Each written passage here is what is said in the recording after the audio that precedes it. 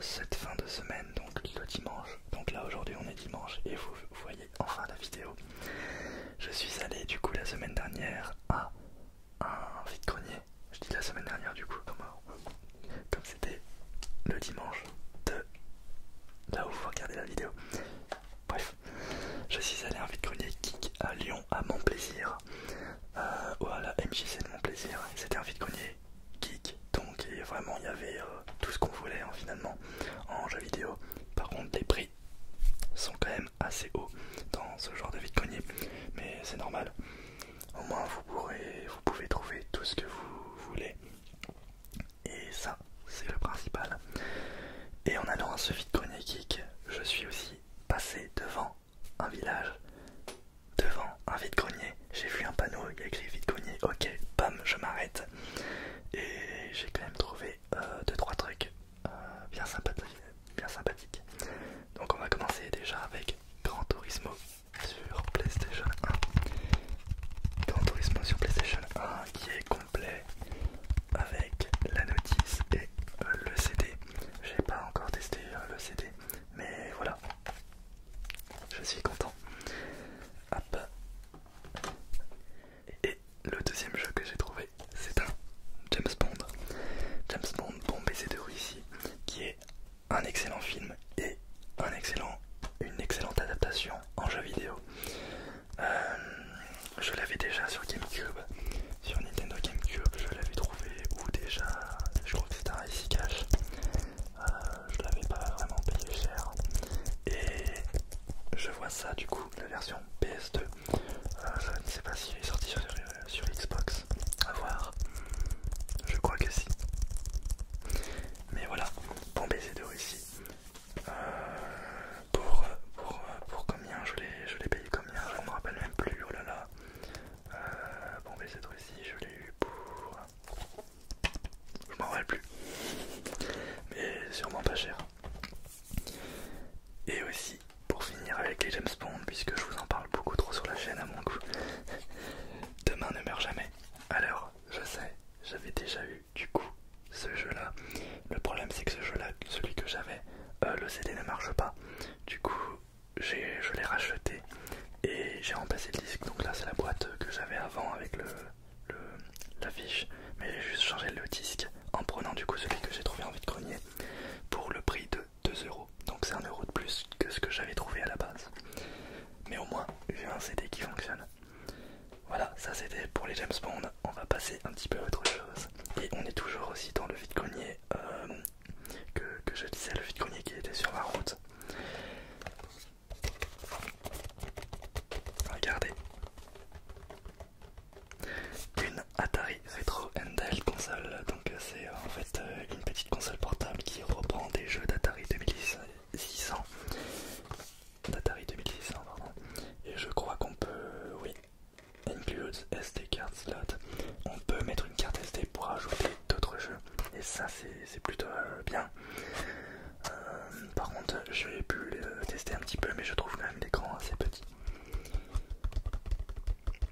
Il y a une sortie aussi AV, donc pour y jouer sur la télé.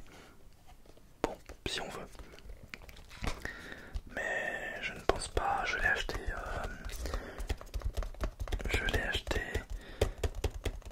pour le prix de 15€. Au début je pensais que c'était un bon prix, mais finalement j'ai vu c'est un petit peu les prix actuels, donc je n'ai pas forcément fait une bonne affaire. Mais voilà, ça m'a fait quand même plaisir d'acheter ce petit truc. Voilà, maintenant on va passer au vide-grenier geek, le vide-grenier de Lyon, qui là-bas quand j'y étais, j'ai trouvé du coup plein de gens que je connaissais, plein d'amis Fury, donc je leur fais un petit coucou. Et d'ailleurs il y en a un qui m'a accompagné du coup quand j'ai acheté les 4 jeux que je vais vous présenter. Il y en a 2 plutôt qui m'ont accompagné. Et donc je vais vous présenter les jeux que j'ai vus au vide-grenier geek. Aussi j'avais squatté le stand d'Ice Minotaur pour vendre mes jeux parce que j'avais des jeux à vendre. Mais voilà, il y était aussi avec ses frères, dont Payou que vous avez vu dans les ASMR JDR. Donc Mario Kart 64. Mario Kart 64, je l'avais joué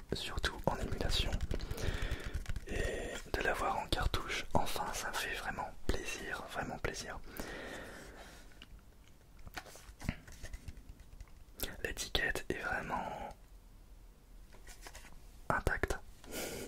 Non, enfin, intact. Pas vraiment, mais franchement, ouais, non, l'étiquette est quand même en très bon état. J'admire le jeu. Je l'ai eu du coup. Alors par contre les jeux que j'ai achetés en vide-grenier au vide-grenier Geek, c'est une seule et même licence, c'est Mario Kart. Et j'ai mis quand même l'argent pour acheter les jeux. J'ai quand même mis pas mal. Mais c'est des. Ça fait depuis un moment que je voulais me faire la collection de Mario Kart. On m'avait aussi volé, pendant que j'étais dans un avion, on m'avait volé des jeux dont Mario Kart DS et Mario Kart 7. Et là maintenant j'essaye de récupérer un petit peu les jeux qu'on m'a volé et aussi les jeux que je n'ai pas eu.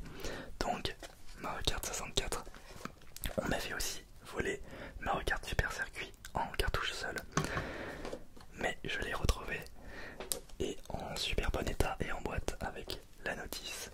Donc Mario Kart Super Circuit, Mario Kart Super Circuit qui est par contre, contrairement à Mario Kart 64, un des jeux de mon enfance, puisque je me rappelle qu'il y avait un collègue qui m'avait prêté sa Game Boy Advance que je ne connaissais pas. C'est la première fois que je voyais une Game Boy Advance.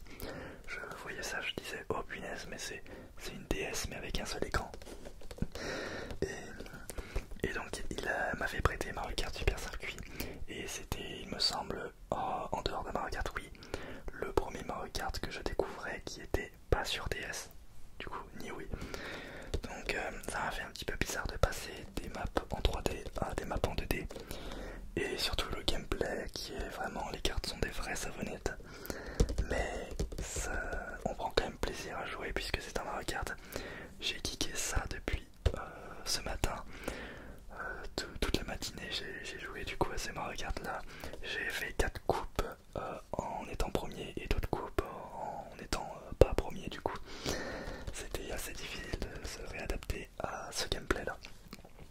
Mais en tout cas voilà, ça fait plaisir, je l'ai en boîte et c'est mon premier jeu Game Boy Advance en boîte. Je l'ai payé, alors de base il coûtait 40 € mais je l'ai payé 35 puisque j'avais aussi acheté ce jeu là au vendeur. Hop là. Du coup pour continuer et finir avec Mario Kart, j'étais dans un autre stand et j'ai vu 2 autres Mario Kart qui m'intéressaient. Et le premier Mario Kart, donc sur Super NES, c'est Super Mario Kart. Donc vraiment le jeu initial de la franchise, qui est du coup un petit peu le même gameplay que Mario Kart Super Circuit. Il y a quand même des différences. C'est vrai que je préfère quand même largement Super Circuit à la version Super NES.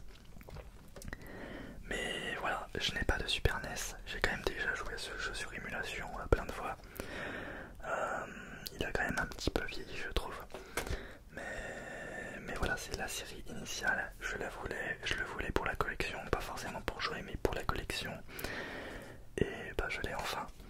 Donc je suis quand même très content. Je l'ai payé 20 €. Et pour finir, alors là c'est l'un des meilleurs Mario Kart. Mario Kart Double Dash sur Nintendo GameCube. Lui aussi j'en ai passé des moments là-dessus. Quand j'étais chez un ami de collège, on jouait beaucoup à Mario Kart Double Dash. Et d'ailleurs c'était l'une de mes premières vidéos sur YouTube en ligne avec lui. C'était du gameplay de Mario Kart Double Dash où on filmait notre écran avec une caméra. C'était n'importe quoi mais c'était génial. Que de souvenirs, que de souvenirs. Mario Kart Double Dash, voilà.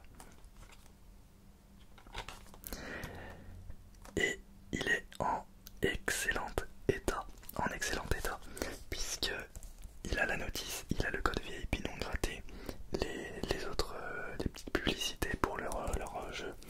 Et ce n'est pas le choix des joueurs, c'est vraiment l'original. Donc ça ne fait que plaisir quoi d'avoir ce jeu là. Depuis un moment je le voulais.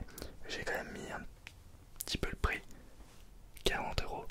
Mais j'estime que les prix quand même que j'ai mis sont raisonnables. Ce n'est pas trop cher. Donc ça fait un total de combien ça? 40 plus 35.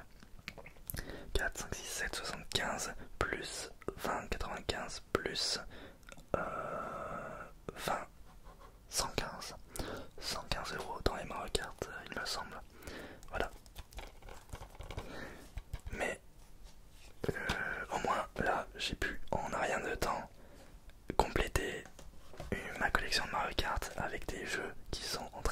qualité, enfin des jeux en très bon état, je voulais dire. Et bah voilà, la licence Mario Kart est ma licence préférée. Ce sont les jeux auxquels j'ai le plus joué après Minecraft. Puisque Minecraft, alors là j'en ai passé du temps là-dessus. Mais vraiment, je pense que Mario Kart c'est la deuxième licence que j'ai joué le plus dans ma vie de gamer. Voilà. Et pour finir cette petite vidéo ASMR, Ice Minator m'a donné cet amiibo là, un amiibo, j'ai oublié son nom, mince. Tibou, oui voilà c'est ça, c'est Tibou. Un amiibo Tibou qui c'était sorti avec le jeu Animal Crossing, l'espèce de Mario Party Animal Crossing là, Amiibo Festival. Et il m'a donné ça. Moi j'aime bien Animal Crossing, je suis pas un grand fan, j'ai juste joué à la version Switch. Mais ça m'a quand même fait plaisir de jouer à cette version, même si je n'y joue plus depuis un moment. Et c'est pas un personnage qui me déplaise, ce petit hibou. Voilà. Donc c'est très sympa de sa part à Ice Minator. Merci beaucoup à vous toutes et à vous tous d'avoir suivi cette vidéo. Je suis franchement très content de mes trouvailles. Par contre, je pense que je ne vais plus faire de vide-grenier pendant un moment, puisque là j'ai vraiment dépensé beaucoup d'argent. Et de base je ne pouvais pas vraiment me le permettre. Et là j'ai vraiment un petit peu débordé. Donc moi qui voulais investir un petit peu dans la chaîne, bah, je vais devoir encore un petit peu attendre.